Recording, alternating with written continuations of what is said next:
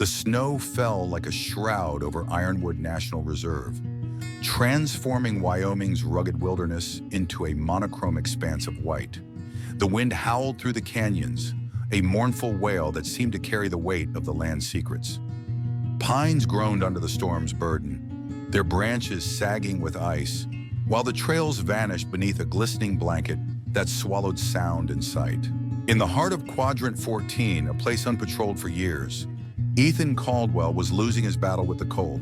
At 42, Ethan was a ranger forged by the mountains he called home. His broad shoulders and calloused hands spoke of a life spent wrestling with the wild, tracking elk, hauling fallen trees, guiding hikers to safety. His face, weathered by sun and wind, bore the lines of a man who'd seen beauty and tragedy in equal measure. Dark brown eyes, deep as the forest streams, held a quiet strength, though lately they'd carried a flicker of doubt, a question he couldn't answer. He'd grown up in the shadow of these peaks, the son of a ranger who'd taught him to read the land before he could read books. His father, Benjamin, had been a stoic man, his love for the reserve fierce but silent, until cancer stole him when Ethan was 17. His mother, Nora, had followed a year later, her heart broken by grief. Ethan had carried their legacy alone, pouring himself into the reserve, believing it was enough. Now, that belief was crumbling. Chained to a gnarled pine, Ethan was no longer a protector, but a victim, his body battered by cold and betrayal. Heavy iron links wrapped around his chest and arms, biting into his skin through his torn ranger uniform. Blood dripped from a gash above his left temple, freezing in streaks across his frost-bitten cheek. His wrists, bound behind him, were raw, the skin split from hours of futile struggle, each movement sending spikes of pain through his arms. His dark hair, flecked with gray, clung to his forehead, damp with sweat despite the freezing air. 2 days had passed since the ambush, each one stripping away a piece of his hope, leaving him hollow. His breath came in shallow, icy bursts, each exhale a small rebellion against the darkness pulling at his mind. The memory of that night was fragmented but vivid. The crunch of boots on snow, the low growl of voices muffled by ski masks, the glint of a blade before pain exploded across his skull. They'd come for the reserve, land for illegal hunting, logging, perhaps even smuggling routes, whatever could be sold in the shadows of greed. Ethan had stood his ground, his voice steady despite the guns trained on him. "This land isn't yours to take," he'd said, knowing the cost of defiance. They'd beaten him, bound him, and left him here, a warning etched in blood and iron. The cold would finish what their fists had started, erasing him from the earth. His head lolled forward, the world blurring at the edges. Hallucinations had begun hours ago. Flashes of movement in the trees, whispers that weren't there. His father's stern face appeared in the storm, urging him to hold on. His sister Claire, gone 5 years in a car accident, smiled at him, her voice soft. "You're stronger than this, Ethan." His childhood friend Owen, who died in a climbing accident at 20, laughed from the shadows, daring him to fight. But now something broke through the delirium, a sound, faint but real. Soft thuds, rhythmic, deliberate, cutting through the wind's wail. Footsteps in the snow. Ethan forced his swollen eyes open, squinting into the white haze. Was it another trick? His heart thudded weakly, a protest against the cold numbing his chest. Then he saw them, 5 shapes emerging from the storm, dark and low against the snow. Panic surged. Wolves. His ranger training kicked in. Stay still. Don't show fear. Conserve energy. But as the figures drew closer, their outlines sharpened and his breath caught. Not wolves. Dogs. German shepherds, their thick coats dusted with snow, their eyes gleaming like polished gold. They moved with a precision that was almost unnatural, not like strays, but like a unit, each step calculated, purposeful. The largest of the 5 stepped forward, his presence commanding the storm itself. A scar ran across his left eye, a jagged line that spoke of battles fought and survived. His fur was a mix of black and tan, flecked with gray at the muzzle, and his broad chest suggested strength honed by years of service. He stopped a few feet from Ethan, sniffed the air, and locked eyes with him. Those golden eyes held no hesitation, no fear, just a steady, piercing intelligence that seemed to see straight through him, past the pain, past the fear, to the man fighting to survive. Ethan's breath hitched, a shiver running through him that had nothing to do with the cold. The dog didn't bark or growl. Instead, he sat, ears perked, chest proud, as if he'd been waiting for this moment all his life. The others fanned out, their movements seamless, almost choreographed. One, leaner than the rest with a white patch on its chest, began digging at the snow around the tree, exposing the padlock that secured the chains. Another, with a slight limp in its hind leg, leapt onto a nearby boulder, barking skyward, its voice cutting through the blizzard like a beacon. The remaining two paced the perimeter, their eyes scanning the trees as if expecting danger. Their coordination was tactical, trained, like soldiers on a mission. Tears stung Ethan's eyes, a mix of relief and the wind's bite. His voice was a rasp, barely audible over the storm. "Good boys!" The scarred shepherd, clearly the alpha, tilted his head slightly, then stepped closer, sniffing the chains. He let out a single sharp bark that echoed through the trees, a sound that carried a weight Ethan couldn't explain, like a signal meant for someone far beyond the storm. The other dogs sprang into action, their movements swift and sure. The lean one dug faster, snow flying in arcs, while the limping one barked again, its voice insistent, urgent. The remaining two maintained their positions, alert and unyielding, their breaths steaming in the frigid air. Ethan's vision wavered, his consciousness slipping like sand through his fingers. He clung to the sight of them, these impossible saviors, their fur a stark contrast against the endless white. The lean dog uncovered the padlock completely, its paws scraping against the frozen earth, while the limping one's barks grew sharper, more desperate. Ethan's mind drifted to his father, who'd believed animals understood more than people gave them credit for. "They feel the world differently," Benjamin had said, kneeling beside a wounded deer they'd found on a patrol. Ethan hadn't understood then, but now the memory was a lifeline, anchoring him to the present. Minutes stretched into eternity, the cold pulling him under like a tide. His thoughts grew sluggish, but he held on to the dogs, their presence a beacon in the dark. Just before darkness claimed him, he heard voices, human voices, urgent and close.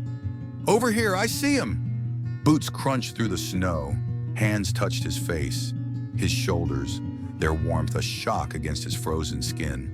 The last thing he saw was the scarred shepherd, standing apart, watching him with an intensity that felt almost human, as if promising he wouldn't be left behind. Then the world went black. Ethan woke to the sharp sting of antiseptic and the steady beep of a heart monitor, the sounds pulling him from a void he couldn't name. His body felt like it had been rebuilt from shattered pieces, every muscle and bone screaming in protest. The fluorescent lights of the ranger station's infirmary burned his eyes, their harsh glow a stark contrast to the storm's dim haze. Blankets weighed heavy on his chest, and an IV line tugged at his arm, its needle a faint pinch against the symphony of pain. The air smelled of bleach, coffee, and faintly of pine, as if the forest had followed him inside. He blinked slowly, trying to piece together where he was. What had happened? His mind sluggish but stubborn. A nurse appeared at his side, her face soft with relief.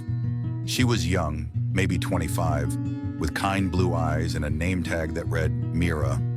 Her auburn hair was pulled back in a messy bun, and her scrubs were wrinkled, as if she'd been on duty too long. "You're safe now, Ranger Caldwell," she said, adjusting the IV with practiced hand, her voice gentle but firm. "You're lucky they found you in time." His throat was raw, his voice a gravelly whisper, each word a struggle. "The dogs, where are they?" Mira smiled, a knowing glint in her eyes that told him she understood more than she let on. "Outside with the K9 unit. They've been waiting, especially the big one with the scar." Wouldn't budge from the door until we got you stabilized. Nearly took my arm off when I tried to shoo him away.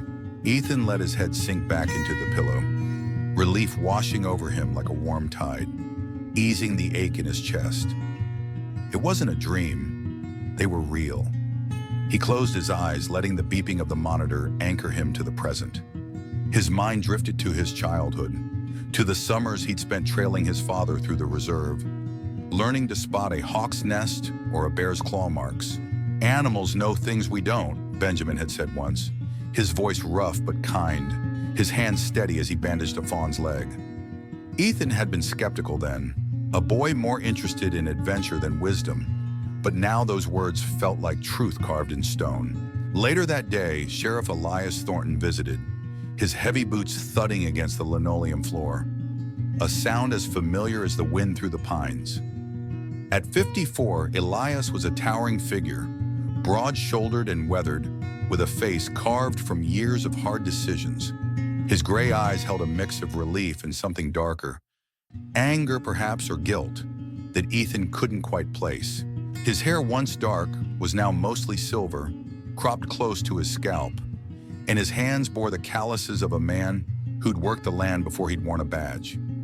He'd been a mentor to Ethan, a friend through 15 years of wildfires, lost hikers, and long nights by the station's fire. They'd built cabins together, shared stories of their fathers, laughed over cheap whiskey after tough days. But today, Elias's posture was stiff, his smile forced, and the air between them felt heavy, charged with unspoken questions. "Caldwell," Elias said, pulling a chair close to the bed, the wood creaking under his weight. His voice was gruff, but there was a tremor in it, a crack Ethan hadn't heard before. "You've got one hell of a story to tell." Ethan nodded, wincing as pain flared through his ribs, sharp enough to steal his breath. "How'd they find me?" Elias leaned back, arms crossed, his fingers tapping against his elbow, a nervous habit Ethan had noticed over the years. "Our K-9 team was running a winter training circuit in the eastern wood," he said, his voice low, deliberate, as if measuring each word. "A sudden whiteout separated them from their handler. We thought they were lost, figured we'd be digging them out of drifts come morning. But they showed up at the main station, barking like mad, covered in snow. Lydia Harper, one of our best handlers, knew something was off. She trusted their instincts, loaded up the ATV, and followed them. They led her straight to you." Ethan's chest tightened, a lump forming in his throat that he couldn't swallow. "They saved my life." Elias nodded, but his expression grew grim, his jaw tightening. He pulled a folder from under his arm and opened it, revealing a map of the reserve marked with red ink. Circles, lines, notes scribbled in a hurried hand. "Here's where it gets strange," he said, spreading the map across the bed, his finger jabbing at a spot labeled Quadrant 14. "You were chained up here, unpatrolled, no trails, no campsites, no fire roads, not even a hunting blind within 10 miles. Whoever did this knew exactly where to leave a man they didn't want found." Ethan's jaw clenched, the memory of those masked voices sharpening in his mind, their words of venom that still burned. "They wanted the reserve," he said, his voice hoarse but firm. "Illegal operations, hunting, logging, maybe drugs or worse. They demanded access, permits, my silence. I wouldn't play along." Elias's eyes darkened, his fingers curling into fists, crumpling the edge of the map. "We'll find them," he said. But there was a hesitation in his voice, a flicker of something Ethan couldn't read. He stood hesitating, then opened the door. A moment later, a German shepherd padded in, his movements steady and deliberate, his presence filling the room like a quiet storm. The scar over his left eye was unmistakable, a jagged line that caught the light, giving him a grizzled look that spoke of survival. His fur was thick, a mix of black and tan, with gray at the muzzle, and his broad chest suggested a strength that hadn't faded with age. He stopped at the foot of Ethan's bed, ears forward, and rested his head on the mattress, his golden eyes fixed on Ethan with an intensity that felt like a vow. "Meet Titan," Elias said, his voice softening, a trace of awe breaking through his usual gruffness.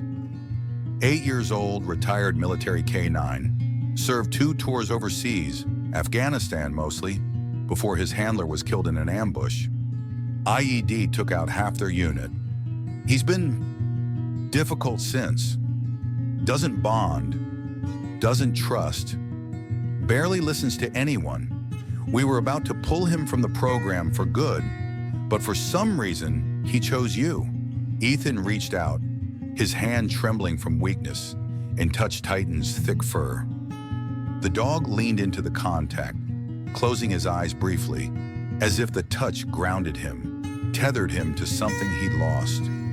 There was a weight to the moment, a connection Ethan couldn't explain but felt in his bones, like a current running between them. Titan's warmth was a stark contrast to the cold that still lingered in Ethan's memory, a reminder that he was alive, that he'd been given a chance. Lydia Harper stepped into the room next, her snow-blonde hair pulled into a tight braid, her brown eyes warm but guarded. At 32, she carried herself with the quiet confidence of someone who'd earned her place in a hard world. Her boots were scuffed, her jacket patched at the elbows, and her hands bore the faint scars of years working with dogs who didn't always trust. Bites, scratches, marks of battles won and lost. She'd grown up in a small Montana town, the daughter of a cop killed in the line of duty, and a mother who taught her to trust her instincts over everything else. Lydia had joined the K-9 unit to honor her father, to find purpose in a world that often felt broken, but she carried her own wounds. Trust broken by those she'd believed in, dreams deferred for duty. Titans never acted like this, Lydia said, her voice tinged with awe, her eyes flicking from the dog to Ethan. Not since he lost his partner. He was a ghost after that, worked when he had to, but his heart wasn't in it. It's like he found something in you, something worth fighting for. Ethan looked from her to the dog, his heart heavy with a feeling he couldn't name, a mix of gratitude, guilt, and something deeper, like recognition. I wasn't just another rescue to him, he said, his voice barely above a whisper. He knew what I was going through. Lydia nodded, crossing her arms, her posture relaxed but her eyes sharp, taking in every detail of Ethan's expression. He stayed by you the whole time we were out there, she said.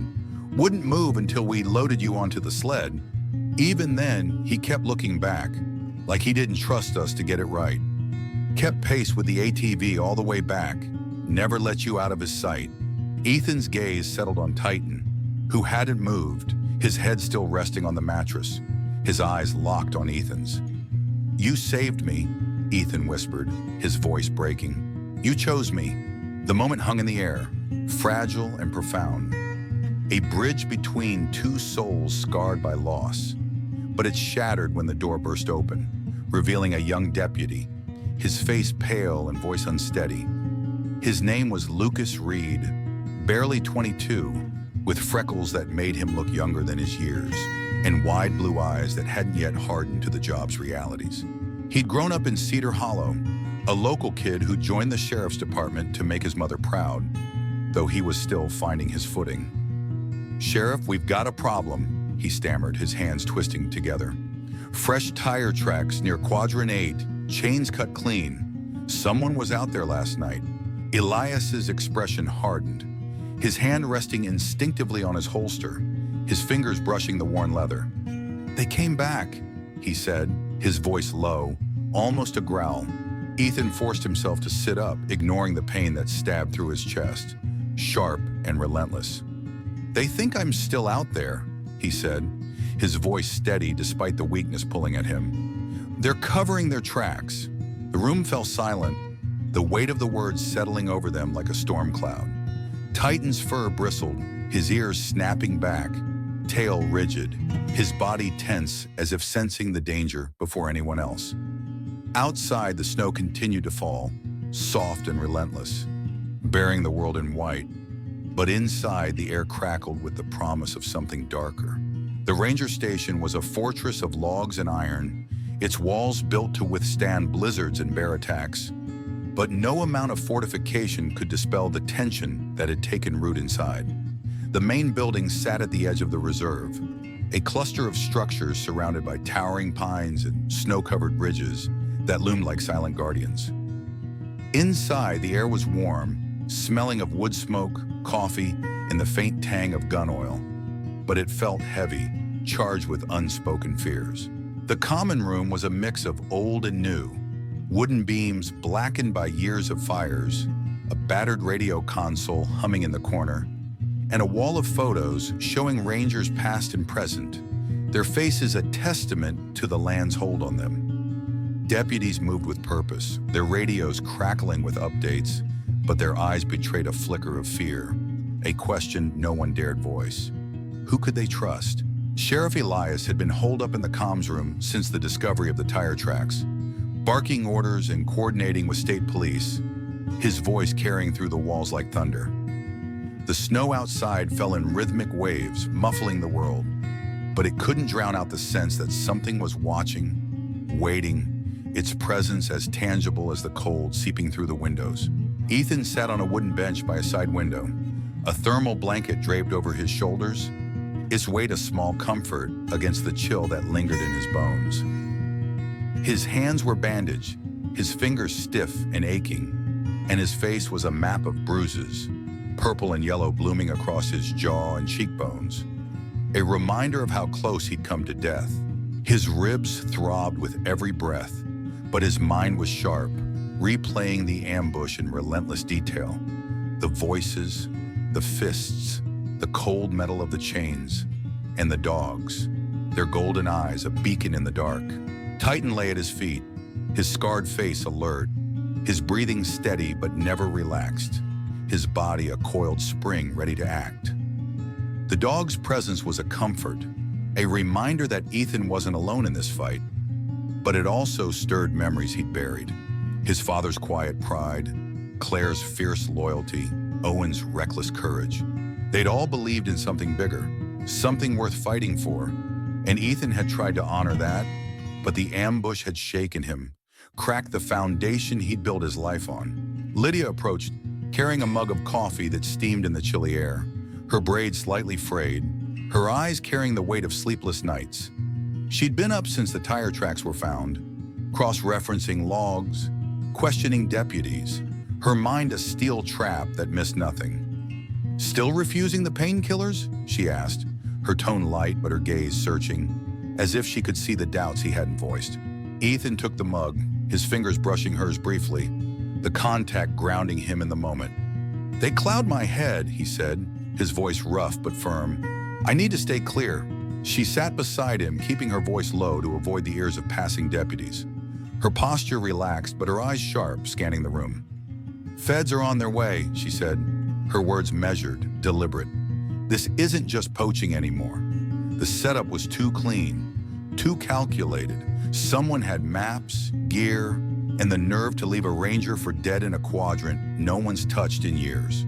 Ethan's gaze drifted to Titan, who hadn't moved but seemed to listen, his ears twitching slightly.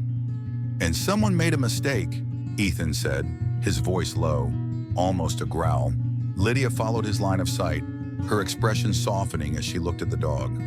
"Titan," she said. "He wasn't supposed to be there. None of those dogs were."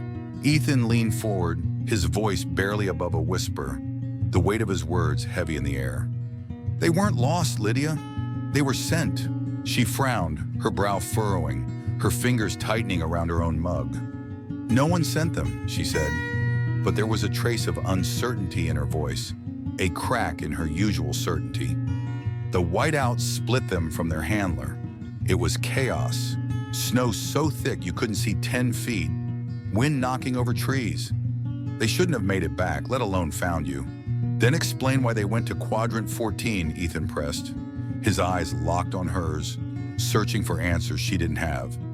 "Explain why they moved like they knew what they were doing, like they had a purpose." Lydia didn't answer immediately, her mind racing. She'd trained K9s for a decade, seen them do things that defied logic, find missing children in storms, track scents through floods, sense danger before it struck. But this felt different, like a thread she couldn't grasp.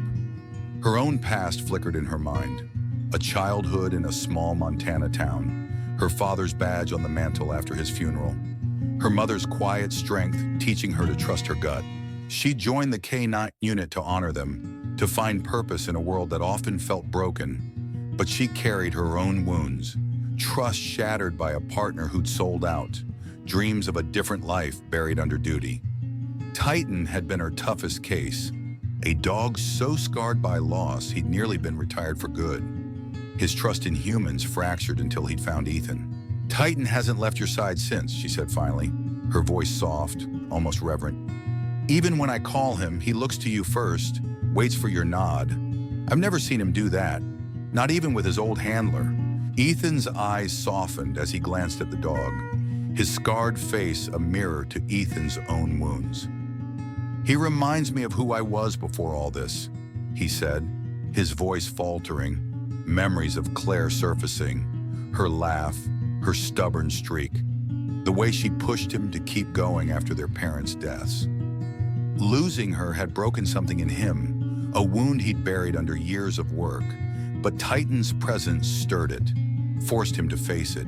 Back when I believed in the job, in loyalty, in something bigger than myself, Lydia hesitated, then asked, her voice careful, "Do you think he could work with you?" Ethan blinked, caught off guard, the question pulling him from his thoughts. "He's retired, isn't he? They said he's too damaged, too unpredictable." "On paper, yeah," Lydia said, nodding toward Titan, who met Ethan's gaze with unwavering focus, his golden eyes steady, unyielding. "But look at him. He's not done, not by a long shot. If you wanted to keep him, you'd both need training to build the partnership. Months of drills, bonding, learning each other's signals. But I think he's already made his choice." Ethan didn't respond at first, his eyes locked on Titan's, searching for something he couldn't quite name. The dog's scar mirrored his own, a mark of survival, a testament to battles fought and won against odds that should have broken them. He thought of his father, who'd believed duty was a fire that kept you alive, and Claire, who'd lived fearlessly until a drunk driver stole her away. Titan carried their spirit, a reminder that strength wasn't the absence of pain, but the courage to move through it. "If he's willing," Ethan whispered, his voice thick with emotion, "I'm in." Before Lydia could reply, a sharp bark cut through the quiet, shattering the moment like glass. Titan was on his feet, muscles taut, ears back, nose high, his body a coiled spring. Lydia stood, her hand instinctively going to her sidearm, her eyes scanning the room for threats. "What is it, boy?" she asked, her voice steady but laced with urgency. Another bark, louder, urgent, echoed through the common room, drawing the attention of every deputy within earshot. Then a sound, faint but unmistakable, metal scraping metal, coming from the back of the station, near the garage. Ethan's heart kicked into overdrive, his pulse pounding in his ears. "That's the garage door," he said, grabbing the radio from the bench, its weight grounding him. Before he could key it, the lights flickered and died, plunging the station into darkness, the sudden black swallowing the room. Gasps and curses filled the air as deputies scrambled for flashlights. Lydia's beam sliced through the gloom, illuminating Titan's bared teeth, his growl a low rumble that vibrated through the floor. "Stay here," she said, starting toward the door, her boots loud against the wood. Titan growled again, low and guttural, and moved to block her path, his body a wall of fur and muscle. Lydia froze, her flashlight trembling slightly. Ethan's voice was calm, steady, cutting through the chaos. "He doesn't want you to go alone." Outside, a shadow flitted past the window, too quick to identify, a blur against the snow. Then came the crash of breaking glass from the south end of the building, sharp and jarring, followed by a muffled shout. Lydia raised her radio, her voice firm despite the rising tension. "Intruder, south entrance. Repeat, south entrance." Her words were cut off by a deafening bang. A gunshot, close, its echo ricocheting through the station's walls. Ethan grabbed an old hatchet from the wall, its handle worn smooth by years of use, its weight familiar in his hand. It had hung there for decades, a relic from the station's early days, but now it felt like an extension of him, a tool for survival. "We move," he said, his voice low, urgent. "Now." Titan was already ahead, leading them through the darkened corridor, his eyes glinting in the faint moonlight spilling through the windows. They passed the sleeping quarters, their bunks empty, and the mess hall, its tables littered with half-eaten meals, the air thick with the smell of pine, sweat, and fear. The backup generator hadn't kicked in, and every step felt like a countdown to something inevitable, a collision they couldn't avoid. A voice, low and male, echoed from the generator room, its tone cold, mocking. "Told you he wouldn't die out there." Ethan's blood turned to ice, his grip on the hatchet tightening until his knuckles ached. They were back, and this time, they weren't leaving witnesses. The footsteps in the generator room were slow, deliberate, as if the intruder savored the hunt, relished the fear he knew he'd stirred. Ethan motioned for Lydia to stay low, his heart pounding so hard he could feel it in his throat.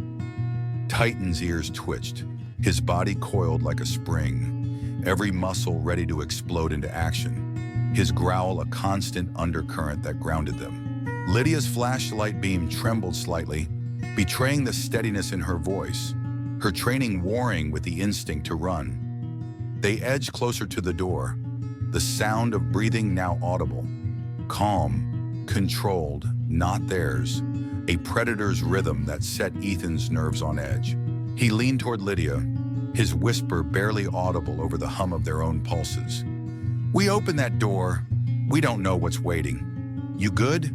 She nodded, her finger resting on the trigger of her sidearm, her eyes sharp despite the fear flickering in them. Her training took over, pushing past the memories of her father's death, the bullet that had ended his life in a routine traffic stop, gone wrong.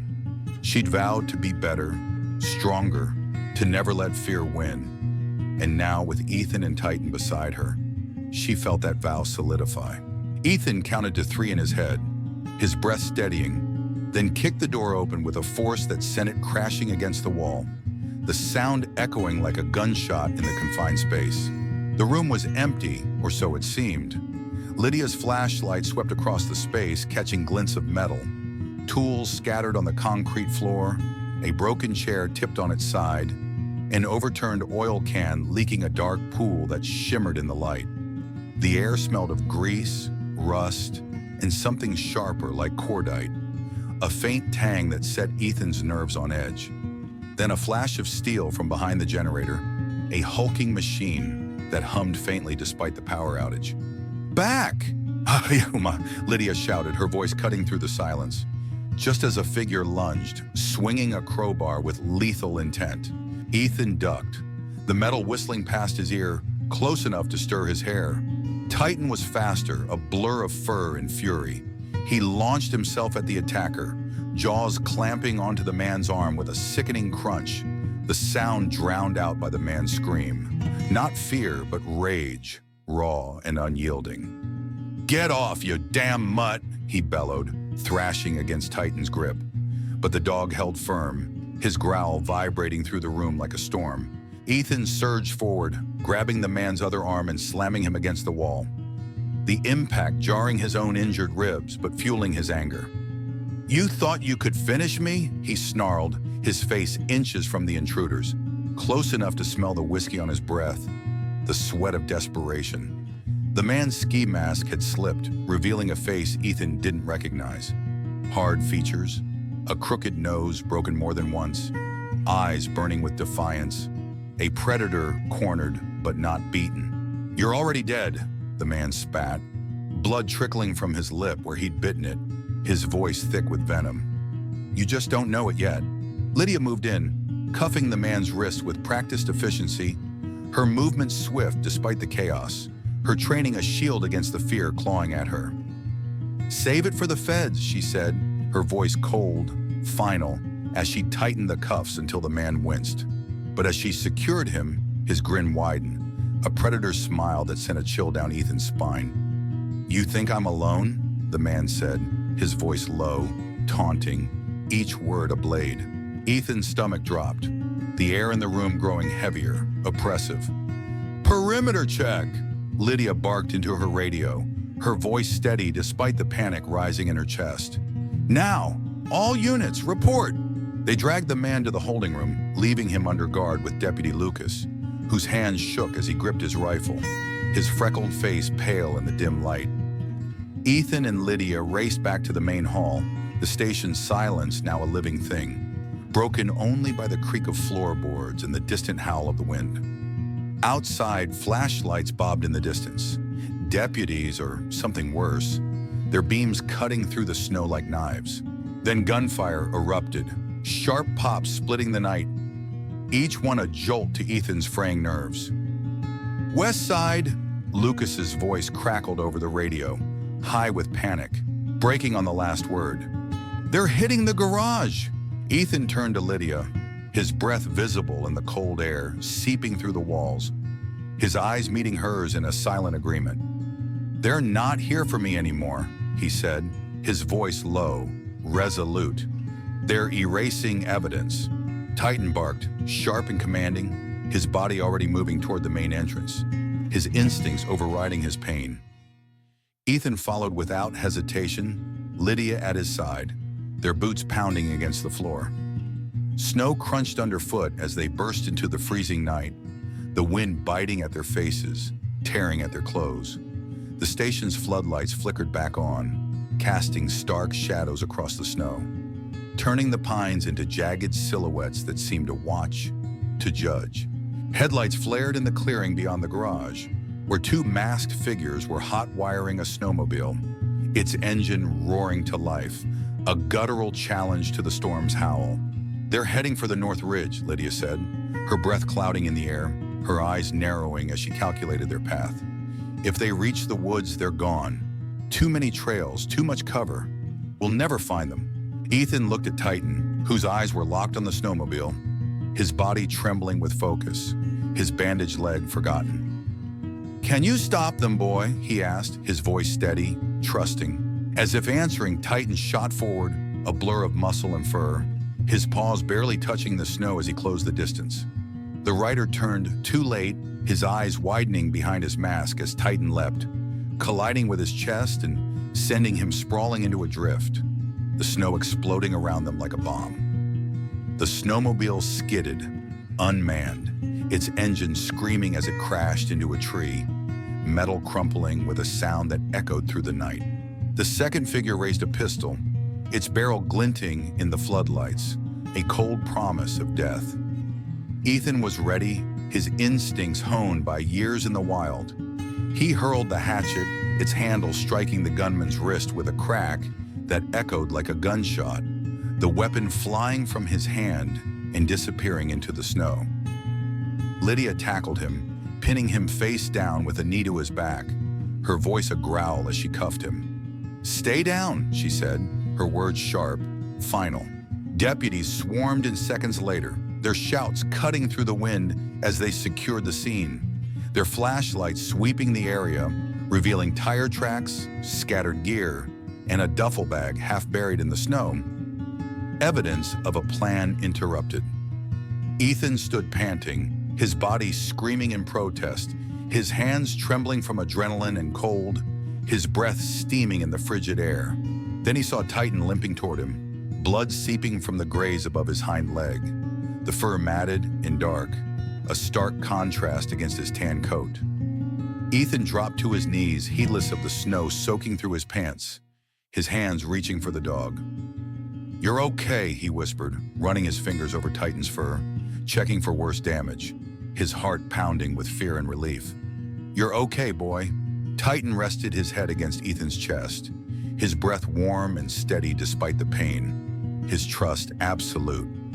"You saved us again," Ethan said, his voice breaking, tears stinging his eyes, not from the wind, but from something deeper, a gratitude that overwhelmed him. "You saved everyone." Lydia approached, her face pale but resolute, her braid now loose and fraying, snow clinging to her jacket. "We need to get him to the vet bay," she said, her voice tight, her eyes flicking to Titan's wound. "That graze needs cleaning, maybe stitches." Ethan nodded, lifting Titan gently, his own injuries forgotten, his arms trembling but strong enough for this. The dog didn't protest, his head resting against Ethan's shoulder, his eyes half closed but alert, watching the world even now. As they carried him back to the station, Ethan's mind raced. The intruders weren't random thugs, they were organized, equipped, bold enough to strike a ranger station in the dead of night. This wasn't just about him, not anymore. It was about the reserve, its secrets, in whoever was pulling the strings. A shadow they hadn't yet named. The station buzzed with activity in the aftermath. A hive of deputies, state police, and medics moving through the chaos like ants over a disturbed nest.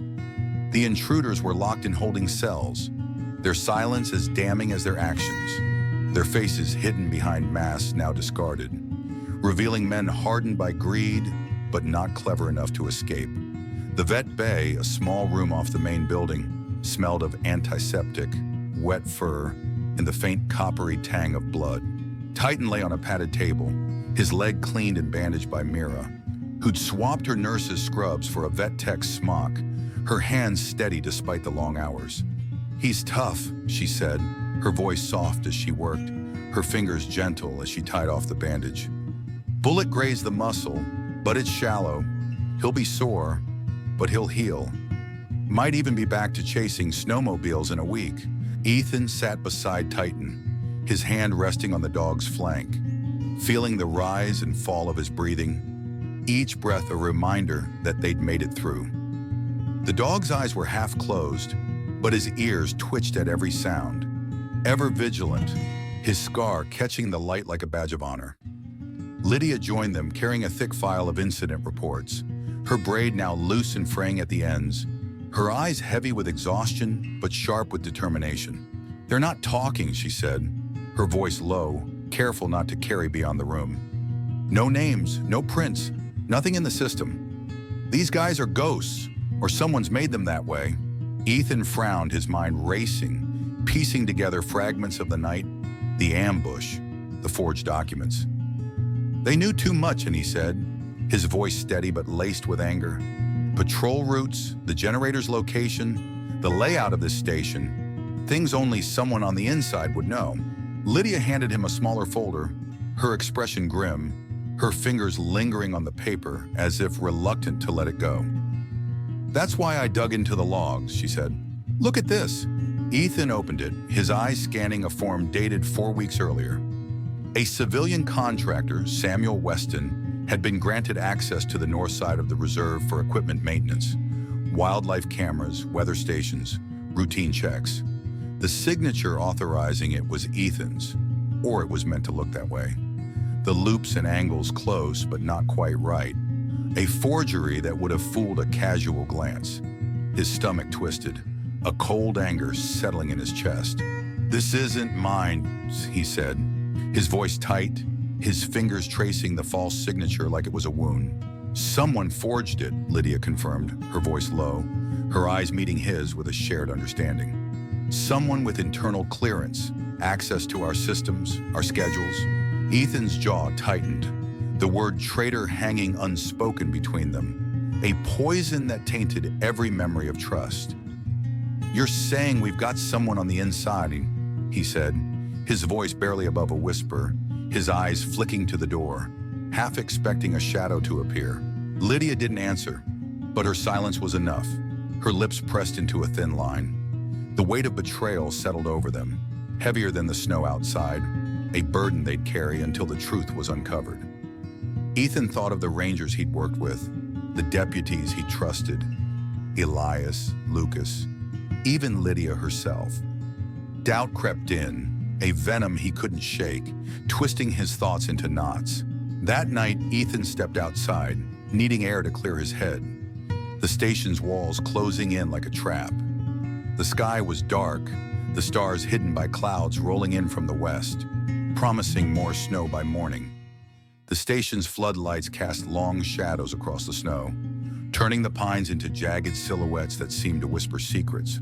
Titan limped beside him, his bandaged legs slowing him but not stopping him, his nose twitching as he scanned the air, his instincts sharper than Ethan's own. They stopped near the north perimeter, where the forest loomed like a wall of mysteries, its depths unyielding. Ethan's breath clouded in the cold, his thoughts a tangle of anger, doubt, and memories. His father's quiet pride, Claire's fierce loyalty, Owen's reckless courage, all gone, all betrayed by a world that didn't honor their sacrifices. Movement caught his eye. Sheriff Elias, standing alone by the fence, staring into the trees, his broad shoulders hunched against the cold. Ethan's gut twisted, a warning he couldn't ignore. Elias wasn't one for solitude. Not like this. Not in the middle of a crisis. He approached cautiously, Titan at his side, the snow crunching under his boots, each step deliberate. "Couldn't sleep?" Ethan asked, keeping his tone neutral, his eyes searching Elias's face for answers. Elias turned, his smile forced, his gray eyes avoiding Ethan's, darting to the trees instead. "Something like that," he said, his voice rough, strained, as if carrying a weight he couldn't shed. He gestured toward the forest, his hand unsteady, a tremor Ethan hadn't noticed before. "Funny, isn't it? All these years out here, fighting bears, blizzards, poachers, and the real danger was never the wildlife." Ethan's eyes narrowed, a chill running through him that had nothing to do with the cold, his hand tightening on the hatchet at his belt. "What's that supposed to mean?" he asked, his voice low, steady, but laced with suspicion. Elias sighed, stepping closer, his voice dropping to a near whisper, almost confessional, each word heavy with regret. "They just wanted a deal, Ethan," he said, his eyes finally meeting Ethan's, filled with a mix of guilt and defiance. "Permits, access, a few blind eyes, nothing big, nothing that had hurt the land. I didn't know they'd go this far, chaining you up like that, leaving you to freeze. That wasn't the plan, I swear it." The words hit like a fist, knocking the air from Ethan's lungs, his mind racing to catch up with the truth he'd refused to see. "You," he whispered, his voice shaking with rage, his hands clenching into fists, nails biting into his palms. "You did this." Elias's face hardened, not with guilt, but with resignation, his shoulders sagging as if unburdening himself had freed him from a weight he'd carried too long. "You were too stubborn," he said, his voice cold now, detached, always digging into things that didn't concern you. Permits, reports, land deals that were none of your business. They offered money to look the other way, good money, enough to secure the station, keep it running. That's all it was supposed to be. "You left me to die," Ethan said, his voice shaking with fury, his vision narrowing until Elias was all he saw, the man he trusted, fought beside, now a stranger. "I didn't think you'd make it," Elias admitted, his eyes flicking to Titan, who stood rigid, fur bristling, a low growl rumbling in his chest. "Didn't count on him, that damn dog, messing everything up." Titan's growl deepened, his body tensing, muscles rippling under his fur, ready to strike. Elias's hand moved to his holster, slow and deliberate, his fingers brushing the grip of his pistol. Too slow. Titan lunged, pinning the sheriff to the ground with a snarl that echoed through the night, his jaws inches from Elias's throat, his weight unyielding. Ethan didn't stop him, didn't call him off. He stepped forward, towering over Elias, his voice cold as the snow around them. "You betrayed your badge," he said, each word deliberate, final. "You betrayed me." Deputies arrived, drawn by the commotion, their flashlights cutting through the dark, their shouts a chaotic chorus. Lydia was among them, her face pale with shock, her eyes darting from Ethan to Elias, piecing together the truth in seconds. Ethan handed over the forged documents, his voice steady as he recounted Elias's confession, each word a nail in the coffin of their friendship. The sheriff was cuffed in silence, his head bowed, his silver hair catching the floodlights as he was led away. But Ethan felt no victory, only a hollow ache where trust had been. The man he'd respected for years, who'd handed him his badge, shared his grief after Claire's death, had sold him out for a handful of cash, and the wound of that betrayal cut deeper than any chain. Days turned into weeks. and the investigation unraveled a web of corruption that stretched beyond Elias, its threads woven through the reserve like roots beneath the snow. Forged permits, illegal land deals, rangers silenced or pushed out. Elias had been a cog in a larger machine, one that profited from the reserve's untouched acres, its isolation a shield for greed. Federal agents descended on the station, their suits and clipboards a stark contrast to the flannel and boots of the rangers, their questions relentless as they combed through files, interviewed every deputy, and mapped out a network that reached into the state capitol and beyond. Ethan gave statements until his voice grew hoarse, each one a step toward rebuilding what had been broken. But the process was grueling, each revelation a fresh wound. Titan never left his side, a constant shadow through interviews, patrols, and quiet moments by the fire. His presence a steady anchor in a world turned upside down. His wound healed, the graze leaving a faint scar beneath his fur, a twin to the one across his eye, a mark of their shared survival. Deputies began to see him differently, not just as a K-9, but as a partner, a survivor like them, his loyalty a beacon in the dark. Ethan felt it too, a bond deeper than words, forged in the storm that had nearly killed them both. Titan wasn't just a dog, he was a mirror, reflecting the strength Ethan had forgotten, the fire his father had kindled, the courage Claire had lived by. The community around the reserve began to rally, stirred by whispers of Ethan's survival, the story of the dog spreading through Cedar Hollow like wildfire. Locals brought food to the station, homemade pies, venison stew, thermoses of coffee, small gestures that spoke of a town unwilling to let its protectors fall. Among them was Evelyn Brooks, a 60-year-old widow who ran the general store, her gray hair pulled back in a bun, her eyes sharp with a mother's wisdom. She'd known Ethan since he was a boy, had bandaged his scrapes when he tumbled from trees, and now she saw the weight he carried, the shadows in his eyes. "You're not alone in this, Ethan," Evelyn said one evening, setting a basket of cornbread on the station's table, her voice firm but kind. "This town's got your back, and don't you forget it." Ethan managed a tired smile, his hands wrapped around a mug of her coffee, its warmth seeping into his fingers. "Feels like the whole world's turned against us, Evelyn," he said, his voice low, honest. Hard to know who to trust. She patted his shoulder, her touch steady, grounding. "Trust that dog of yours," she said, nodding toward Titan, who lay by the fire, his eyes watching the door. "And trust yourself. You're Benjamin's boy, Claire's brother. You've got their fire in you, even if it's flickering right now."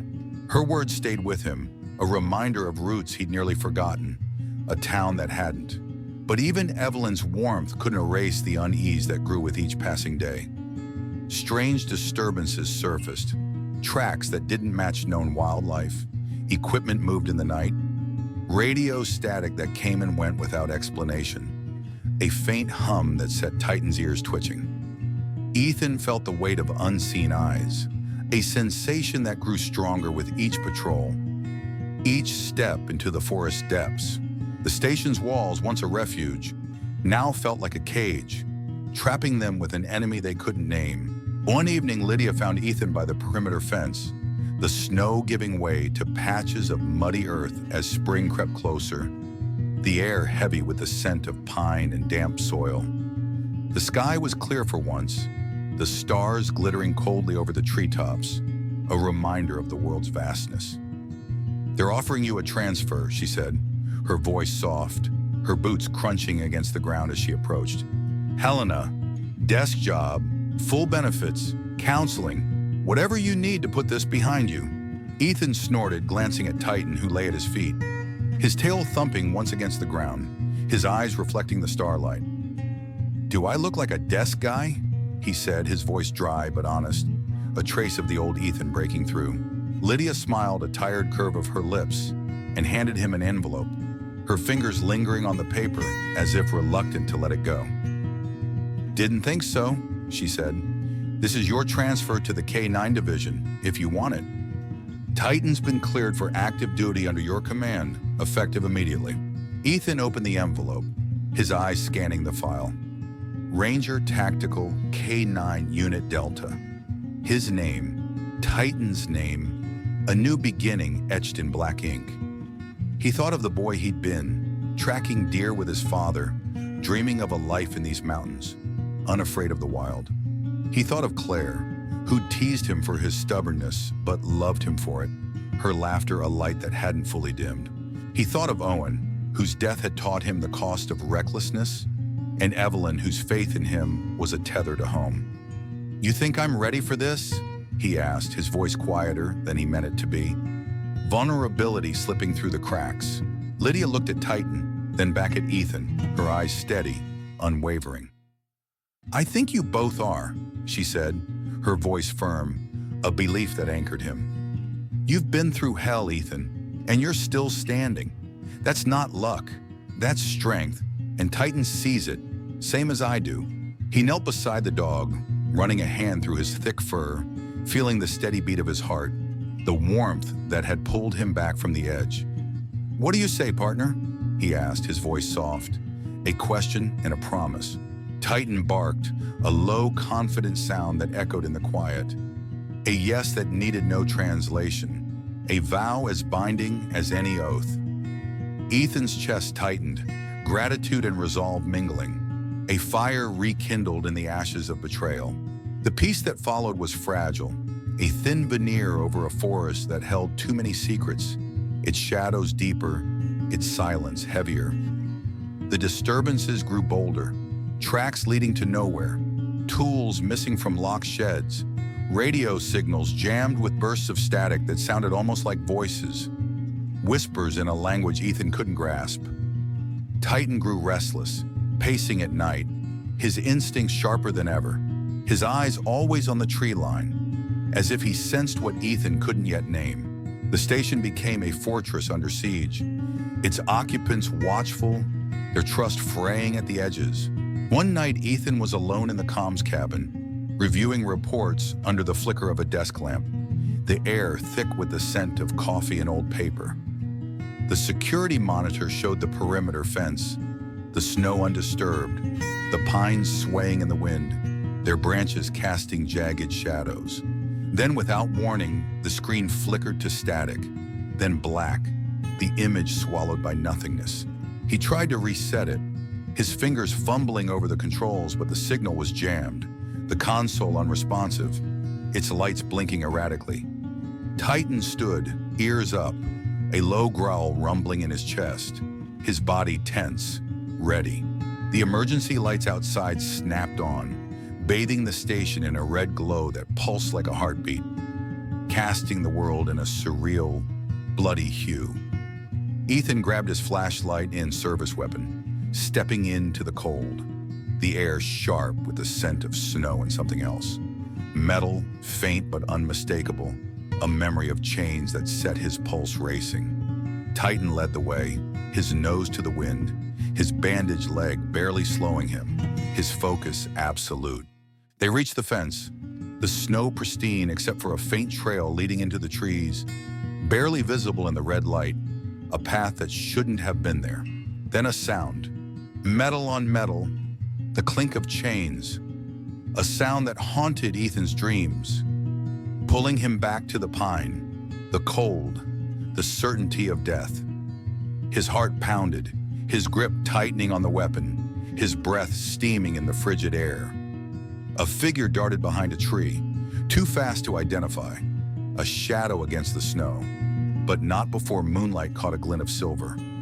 A badge, its shine unmistakable, a taunt that turned Ethan's blood to ice. "Hey!" Ethan shouted, his voice carrying over the wind, sharp and commanding. "Show yourself!" Silence answered, the figure gone, swallowed by the forest depths. Titan's growl deepened, his body poised for pursuit, his muscles trembling with the urge to chase. But Ethan held him back, his hand on the dog's collar, his voice low, urgent. "Not yet," he whispered, his eyes scanning the darkness, his mind racing. Elias was gone, locked away, his betrayal exposed, but someone else was out there, someone with a badge, someone still inside, a traitor whose reach they hadn't yet measured.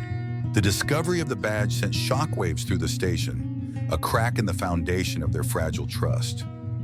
Ethan and Lydia tightened security, doubling patrols, auditing every ranger's access, their days a blur of suspicion and sleepless nights. They interviewed deputies, cross-referenced logs, searched for patterns, but the traitor remained a ghost, slipping through their fingers like smoke. The forest seemed to close in, its shadows lengthening, its silence a weight that pressed against their chests. Titan's restlessness grew, his pacing a mirror to Ethan's own unease, his instincts a warning they couldn't ignore. The community felt it too, their support unwavering but tinged with fear. Evelyn organized meetings at the general store, her voice steady as she rallied the town. But Ethan saw the worry in her eyes, the way she glanced at the windows, as if expecting danger to walk through the door. A new figure emerged in those meetings, Martha Quinn, Deputy Lucas's mother, a retired school teacher with a sharp mind and a fiercer heart. She'd lost her husband to a heart attack years ago, raised Lucas alone, and now she saw the reserve's fight as her own, a stand against those who'd prey on her home. "You keep that dog close, Ethan," Martha told him one evening, her gray eyes piercing, her hands clasped around a mug of tea. "He's got a sense for trouble, same as you. Don't ignore it." Ethan nodded, tightened at his feet, the dog's warmth a steady presence. "I won't," he said, his voice quiet but firm, her words echoing Evelyn's, a reminder of the roots that held him here. One afternoon, driven by a hunch that wouldn't let go, Ethan and Lydia drove to an abandoned patrol cabin in Quadrant 5, a place Elias had declared unsafe months ago, citing structural damage no one had verified. The cabin was isolated, tucked between ridges, its existence a footnote in the station's records. But Ethan couldn't shake the feeling that it held answers. The drive was tense, the truck's tires crunching through half-melted snow, the pines looming like silent judges, their branches heavy with ice. Lydia sat in the passenger seat, her sidearm holstered but within reach, her eyes scanning the road, her silence a mirror to Ethan's own thoughts. "If Elias lied about this cabin, there's something here," she said finally, her voice low, her fingers tapping against her knee, a nervous habit she rarely showed. Ethan nodded, his hands tight on the wheel, his eyes flicking to the rearview mirror, half expecting to see headlights trailing them. "And if there's something, we find it," he said, his voice steady, resolute. Titan leapt from the back of the truck before it stopped, his hackles raised, his nose twitching, his body tense with purpose. The cabin was a weathered shell, its logs grayed by years of neglect, its windows boarded but cracked, the gaps letting in slivers of light that danced on the dusty floor. The lock on the door was broken, hastily repaired with a cheap padlock that didn't match the station's standard issue, a red flag that set Ethan's nerves on edge. Fresh footprints marked the snow outside, too precise to be wildlife, too recent to be coincidence, their edges sharp against the melting drifts. Lydia drew her weapon, her movements fluid, practiced, her eyes scanning the shadows. "We're not alone," she said, her voice low, a warning and a promise. Ethan nodded, Titan at his side, the hatchet tucked into his belt, its weight a comfort against the unknown. They moved through the cabin, every creak of the floorboards deafening in the silence, the air stale, heavy with the scent of damp wood and something sharper, gunpowder, faint but unmistakable. In the back room, a single bulb hung from the ceiling, its light cold and flickering, casting jagged shadows that seemed to move, to watch. Ethan's heart pounded, his senses screaming that they were close, too close to something dangerous. Then a gunshot shattered the silence, the bullet tearing through the air, a scream of metal and fire. Titan yelped, collapsing as blood bloomed across his leg, the sound piercing Ethan's chest like a blade, raw and unbearable. He dove for cover, his hands scrambling to reach the dog, his vision tunneling until Titan was all he saw. "Stay with me, boy," he whispered, pressing his palms against the wound, blood hot and slick under his fingers, his heart thundering with fear and rage. The shooter stepped forward, unmasked, his face illuminated by the flickering bulb, his features sharp and unforgiving. Deputy Jared Kane, Elias's protege, barely 26, with a lean build and eyes that burned with a mix of arrogance and desperation, a predator who'd mistaken himself for untouchable. His uniform was pristine, his badge glinting like a taunt, a symbol of trust twisted into betrayal. "You should have stayed dead, Caldwell," he sneered, his pistol steady in his hand, its barrel a cold promise of death. Elias was the face, the front man. "I built this. Every deal, every route, every dollar."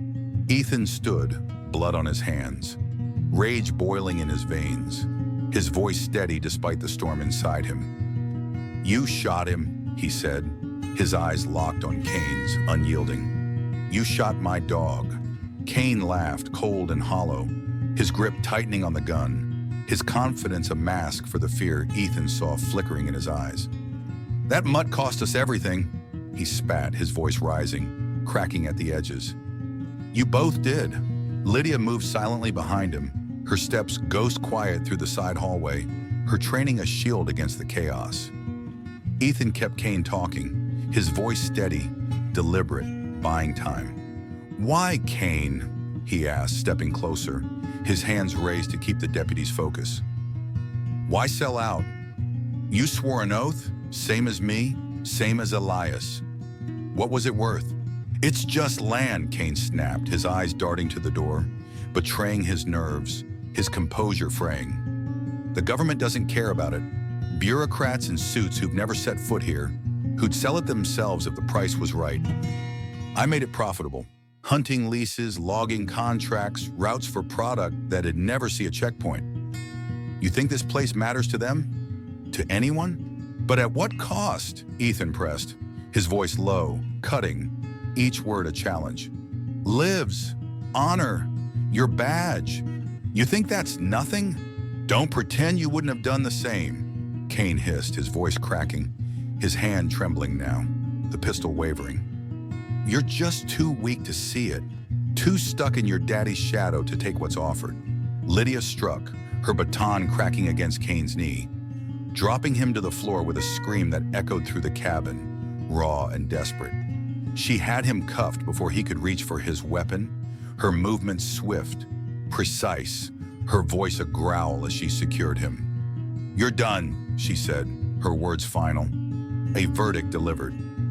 Ethan dropped to Titan's side, panic clawing at his chest, his hands shaking as he pressed his jacket against the wound, the fabric soaking red. "Don't you dare give up," he whispered, his voice breaking, tears stinging his eyes. "Not now, not after everything."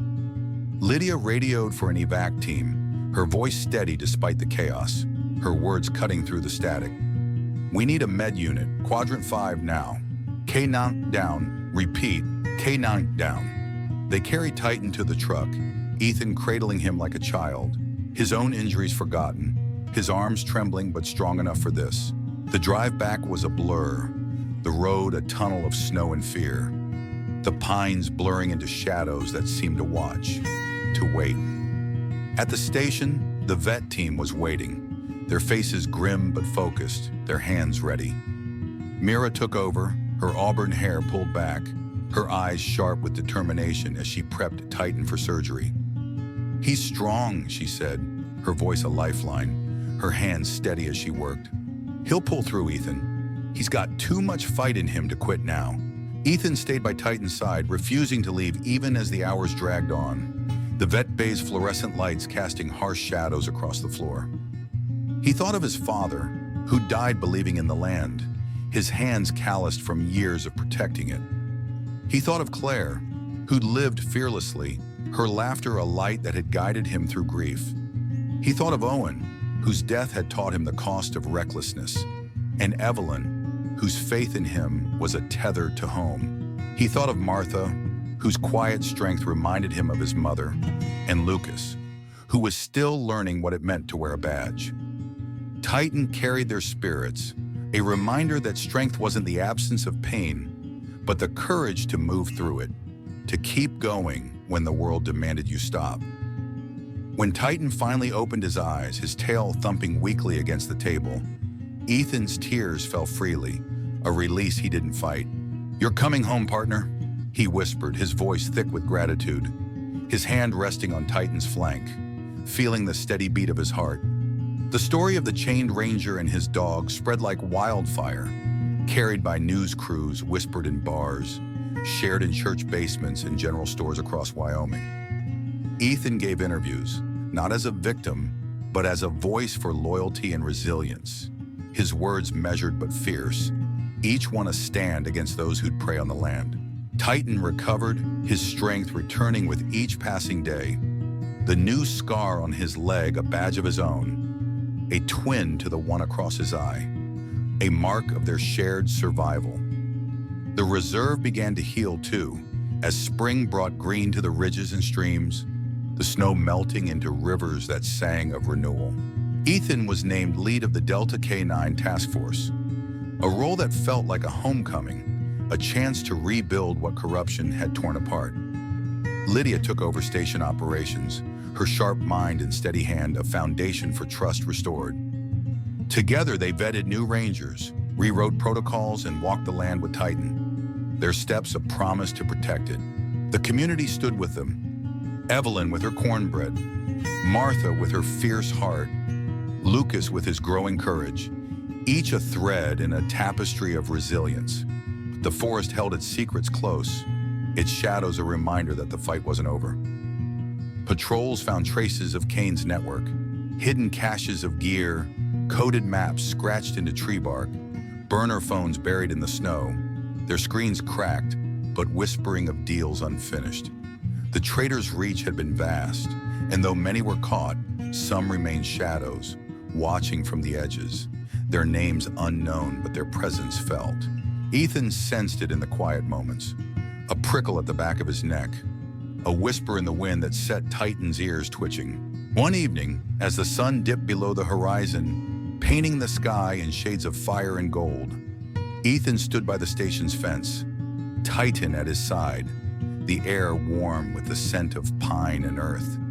The reserve stretched before them, its ridges and valleys a map of their battles, its beauty a reason to keep fighting. He knelt beside the dog, running a hand through his thick fur, feeling the steady beat of his heart, the warmth that had pulled them both from the edge. "We're not done yet, are we?" he asked, his voice soft but certain, a question and a vow. Titan's eyes gleamed, sharp and ready, his tail thumping against the ground, a rhythm that matched Ethan's pulse. Somewhere in the forest, danger lingered, a shadow waiting to strike. But Ethan knew one truth above all. Courage didn't need a badge, didn't need a voice. It walked on four legs with a heart that never gave up, and together they'd face whatever came, side by side, unbreakable.